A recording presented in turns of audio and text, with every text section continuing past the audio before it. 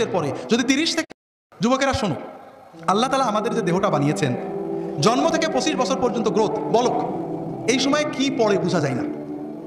আর এই সময় যে ফুর্তি আনন্দ, এটা কোনো আনন্দ না, এটা অস্থিরতা।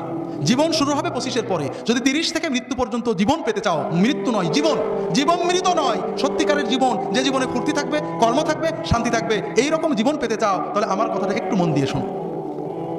আল্লাহ তাআলা যে নিয়মে বানিয়েছেন, প্রকৃতির সাথে যুদ্ধ করে আমরা জিততে পারবো না, আল্লাহর প্রকৃতিকে মেনে নিতে হবে।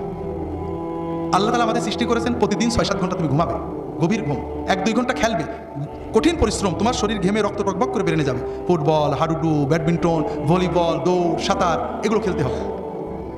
এরপর 1-2 ঘন্টা আল্লাহর ইবাদত করতে হবে, আল্লাহর সালাত, সিয়াম, জিকির, যতটুকু পারা যায়, তাতে তোমার আত্মা সুস্থ হবে, তোমার মন পরিশুদ্ধ হবে, তোমার আত্মা, মন, দেহ সব কিছু প্রোডাক্টিভ হয়ে যাবে।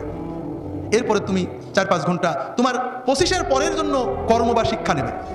এইভাবে যদি তুমি চলো, তাহলে তোমার জীবন গতিশীল হবে, তোমার জীবন ইনশাআল্লাহ মৃত্যু পর্যন্ত সচল থাকবে।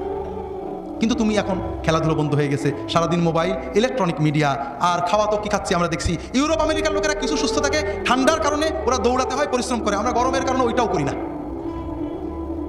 সারাদিন মোবাইল দেখছি, শুনছি, কানে ইয়ারফোন লাগিয়ে শুনছি, আমাদের কান চোখগুলো নষ্ট হচ্ছে।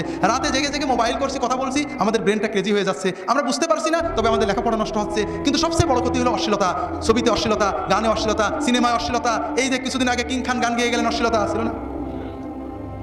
কিছু মানুষ কোটি কোটি টাকা কামাই করছেন এই সব অনুষ্ঠান, কিন্তু আমাদের যুবকদের কি হচ্ছে? অস্বীকার করার উপায় নেই, তাদের ভিতরে অস্থিরতা জন্ম নেয়, তাদের মনে হয় আমি আরো দেখি, টিভিতে বন্ধ হয়ে গেল, দেখি পাশের বাড়ির মেয়ের সাথে দেখা যায় কিনা, এইটা করে ওর অস্থিরতা, ওর পড়তে মন চায় না, ওর মোবাইল করতে মন চায়, ওর মনে হয় গল্প করি, এরপরে ও পাপের পথে চলে যায়, এরপরে হিরোইন ধরে, এরপরে ইয়াবা ধরে, এরপরে লেখাপড়া নষ্ট হয়ে যায়, ওর 25 হতে হতে ওর জীবনটা ক্ষতিগ্রস্ত হয়ে যায়, এরপরের জীবন মৃত হয়ে যায়, বাঁচতেও পারে না, মরতেও পারে না, ও হিরোইন গ্রহণ করে, মাদক গ্রহণ করে, এইভাবে সমাজটা আস্তে আস্তে ধ্বংস হয়ে যাচ্ছে, ঠিক না ভাই?